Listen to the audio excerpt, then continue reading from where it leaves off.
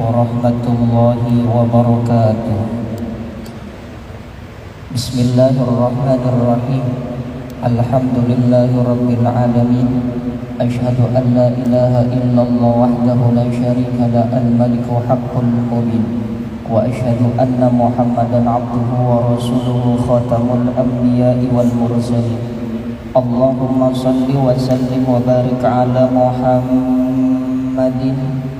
wa ala alihi wa sahbihi ajma'in. Amma ba'du, faqad qala Allah ta'ala fil Qur'anil Karim, qalu subhanaka la ilma lana illa ma 'allamtana innaka antal alimul hakim. Wa qala an-nabi sallallahu alaihi wasallam, ar-rahimuna yarhamuhumur rahman, irhamu man fil ardi yarhamukum man fis sama. Shadaqallahul azim wa sadaqa rasuluhun nabiyul habibul karim, walhamdulillahi rabbil alamin. Puja dan puji syukur kita haturkan kehadirat Allah subhanahu wa ta'ala atas karunia yang telah diberikan kepada kita semua sehingga kita mampu sholat zuhur berjamaah. Semoga apa yang kita lakukan ini benar-benar mendapatkan ridho dan rahmat dari Allah subhanahu wa ta'ala. Salawat seiring salam tak lupa kita haturkan kepada baginda kita Nabi besar Muhammad sallallahu alaihi wasallam beserta keluarganya, sahabat, kemudian kita selaku umatnya, dengan harapan semoga mendapatkan syafaat di yaumil qiyamah nanti. Amin ya rabbal alamin. Yang saya hormati para segenap jamaah kaum muslimin muslimat Masjid Raya Kiai Haji Hasyim Asy'ari, semoga senantiasa Allah berikan kita semua kesehatan lahir batin. Amin ya rabbal alamin. Ketika ditanya sebagai muslim, orang yang beriman kepada Allah, apakah takut kepada Allah? Pasti jawabannya takut. Namun sejatinya takut seperti apa yang diajarkan oleh para salafus saleh? Kemudian apa sih ciri karakter seseorang yang takut kepada Allah? Ada sifat, ada karakter. Kalau ciri orang Islam memakai peci, cirinya memakai peci adalah orang Islam, tapi belum tentu kesehariannya mengikuti tuturan ajaran agama Islam. Tapi kalau memang sudah karakternya muslim, apapun pakaiannya, apapun atributnya, maka kesehariannya akan mencerminkan tuntunan ajaran Islam. Begitupun perihal takut kepada Allah.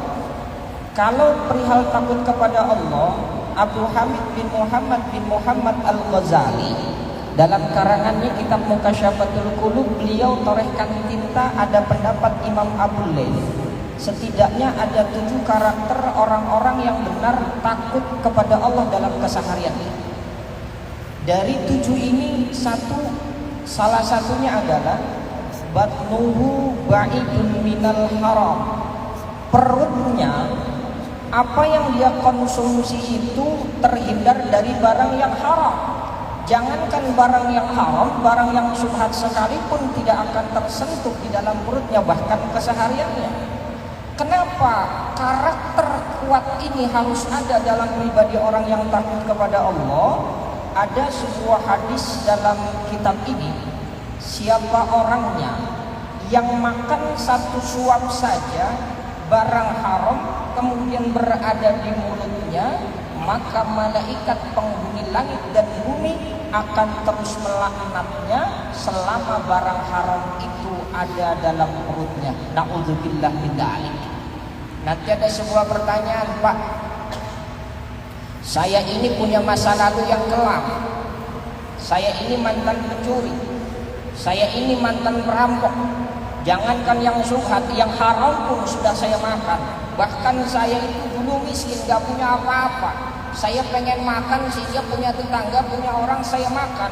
Berarti selama ini doa saya terkatung-katung, bahkan laknat malaikat pun terus menghampiri saya. Bagaimana caranya agar malaikat tidak melaknat saya? Kuncinya cuma satu, taubat kepada Allah subhanahu wa ta'ala. Taubat itu gak cukup dengan mengakui, gak cukup dengan misalkan kita menjauhi, tapi setidaknya landasan pertama jangan pernah lepas baca istighfar, minta ampun kepada Allah minimal 70 kali sampai 100 kali. Loh kenapa? Nabi Muhammad jaminannya surga. Nabi Muhammad kekasih Allah yang luar biasa. Beliau itu nggak pernah lepas minta ampun kepada Allah 70 kali sampai 100 kali. Kita terkadang hanya mengaku umat Nabi, hanya mengaku cinta kepada Rasul, kita minta ampun kepada Allah hanya kira-kira barang kita ketinggalan di rumah atau dulu dimanapun berada.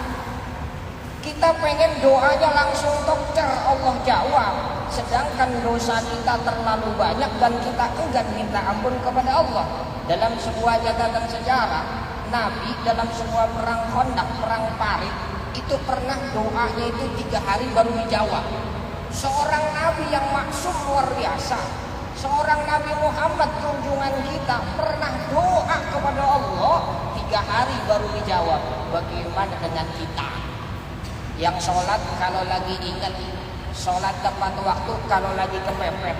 Kita banyak baca Quran wirid kalau kolektor mulai datang tiap bulan.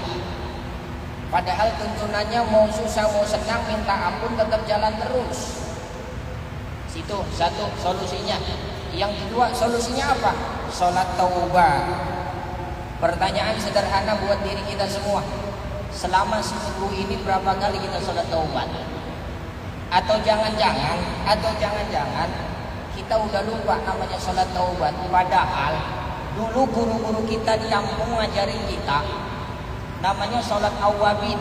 Sholat awwabin itu sholat orang-orang yang bertobat, yaitu sholat orang yang taubat. Dalam sebuah riwayat Tirmidzi itu dianjurkan kita sholat taubat itu waktunya sholat awwabin atau sholat taubat ba'dal maghrib sampai isya. Atau dulu guru kita ngajarin pas malam 1 Syuro, malam 1 Muharram, atau pas malam nisfu Sya'ban.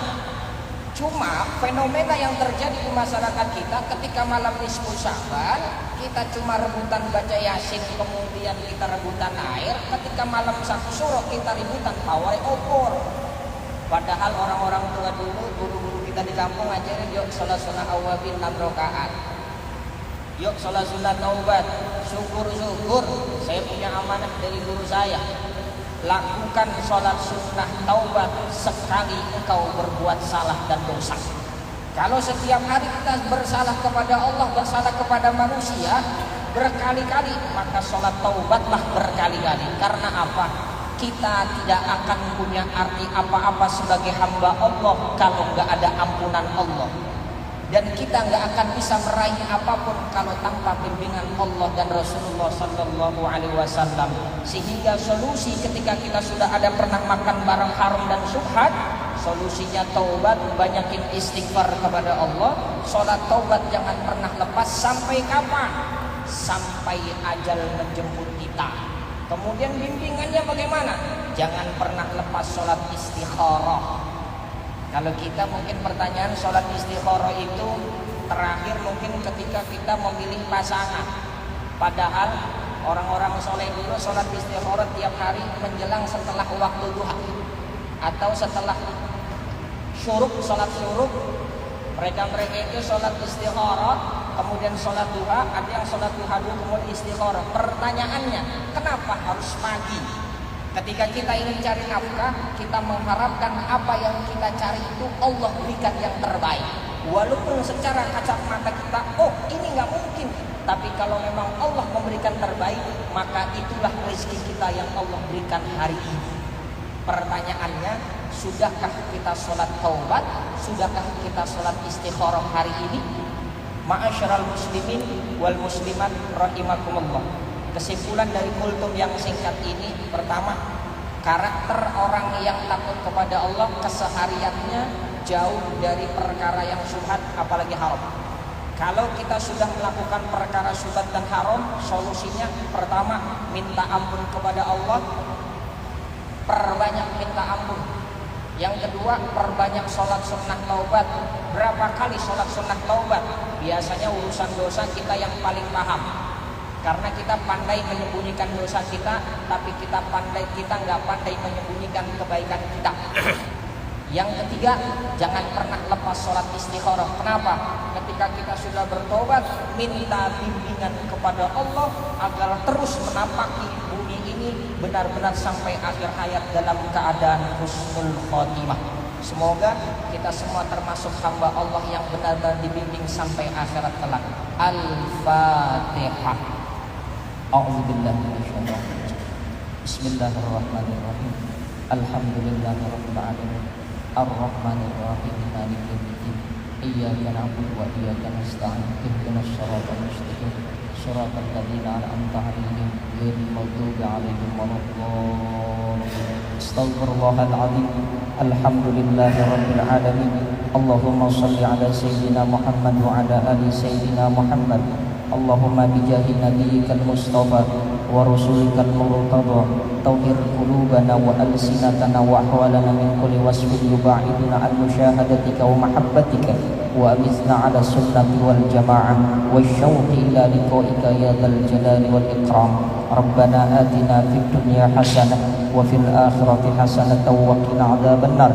Wa sallallahu ala sayyidina Muhammadin wa ala alihi wa sahbihi ajma'in walhamdulillahi rabbil alamin wallahul muwaffiq ila aqwamit thoriq. Assalamualaikum warahmatullahi wabarakatuh.